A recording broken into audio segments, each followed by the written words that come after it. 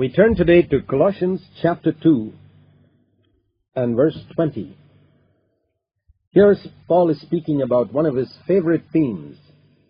If you have died with Christ, this is one of the special revelations that the Lord gave to the Apostle Paul, that when Jesus Christ died on the cross, it was not just our sins, the punishment of our sins and the guilt of our sins that he took upon himself, but also our very selves. Paul says in Galatians 2:20, I am crucified with Christ. In Romans 6 verse 6, he says, your old man is crucified with him. And he speaks of the same thing here in Colossians 2:20, if you have died with Christ to the elementary principles of the world. We've died with Christ to many things, in order that we might have a living connection with him as the head, as spoken of in the previous verse, verse 19. In our last study, we were considering how in our connection with the head, we must not allow any human leader or any man of God to come in between and prevent our close connection with the head. Every man of God and every leader and every preacher who blesses us and whom God uses to encourage and help us must only be looked upon as a joint or a ligament. As we read in verse 19, a joint or a ligament through which the head strengthens us. Whenever we give to a man of God or to a preacher a place other than a joint or a ligament, we stand in great danger. In verse 20, he says about dying with Christ to the elementary principles of the world. That means to a material way of looking at things, to the world's principles. We have died not only to our sinful way of life, but to the world's principles of living, to a material way of looking at things. When we are born into the world as children of Adam, we are born with a material way of looking at things. Material things mean a tremendous lot to us. And there are two extremes that people can go to in this. One is where they indulge in materialism and spend their money in luxuries and in various forms of bringing satisfaction to their flesh. Now, it's very rare that anyone would mistake that for spirituality. That is usually considered as worldliness. But the opposite extreme of materialism is asceticism. That is, to avoid and refrain from contact with all material things, represented in our culture by the sadhu or the sannyasi, who withdraws from contact with the world altogether, from the physical material world of luxuries and materialism, and pulls back into some mountain or some hut or some monastery or some convent and lives there, and considers that to be spirituality. This asceticism looks like spirituality, Paul says, but it's a deception. That's what he's going on to say. And the whole basis for our being freed from materialism, which is one cliff, and asceticism, which is the opposite cliff, is the fact that we have died to both. A dead man does not seek materialism or asceticism. He's died, he's living in a world where he's no longer looking at things from a material standpoint.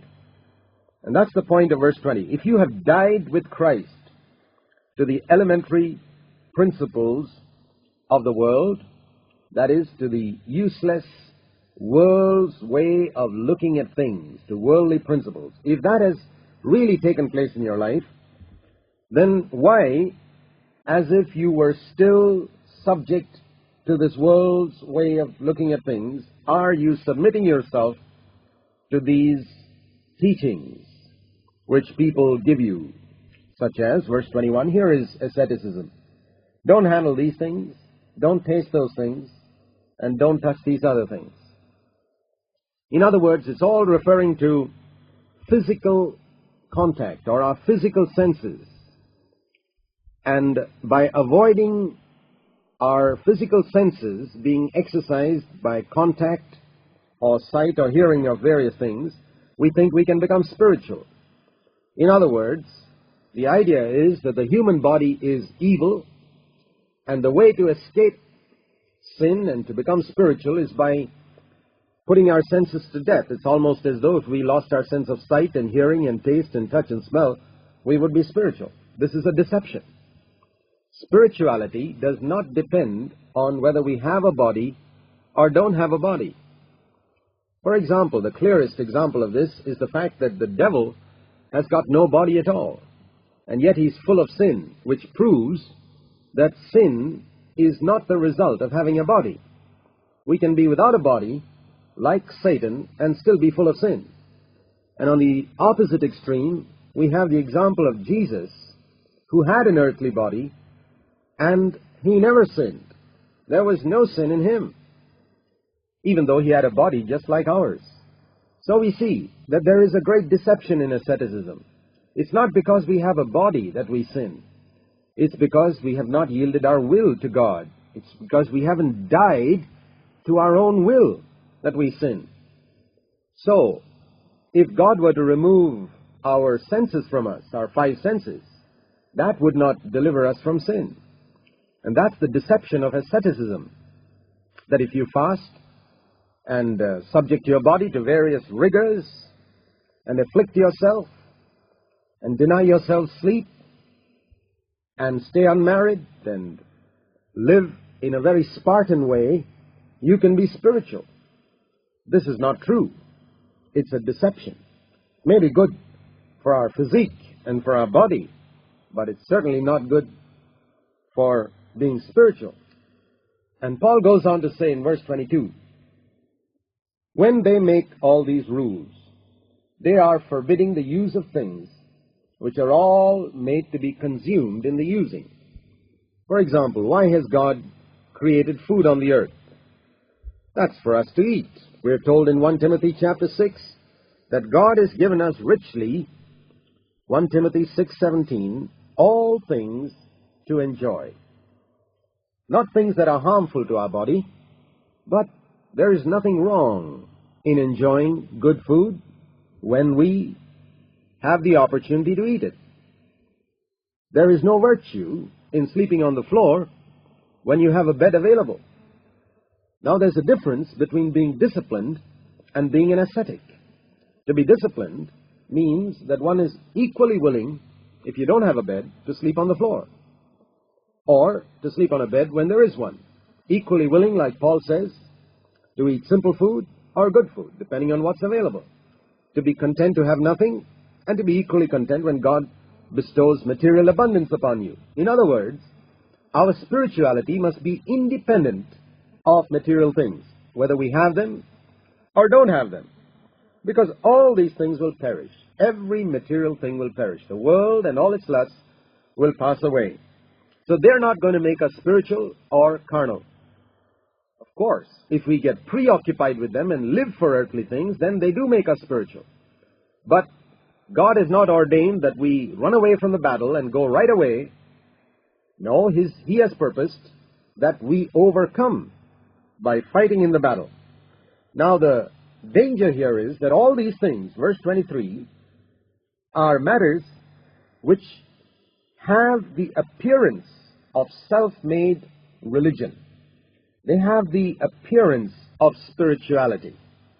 And in a country like ours, where sacrifice and self-denial are appreciated and usually are recognized as the marks of spirituality, there's a great danger of our thinking that these are the marks of spirituality. But this is heathenism and not Christianity. This self-made religion and self-abasement and severe treatment of the body, Paul says in verse 23, have all got the appearance of wisdom, the appearance of being spiritual. But he says, they are of no value when it comes to checking the indulgence of fleshly passions.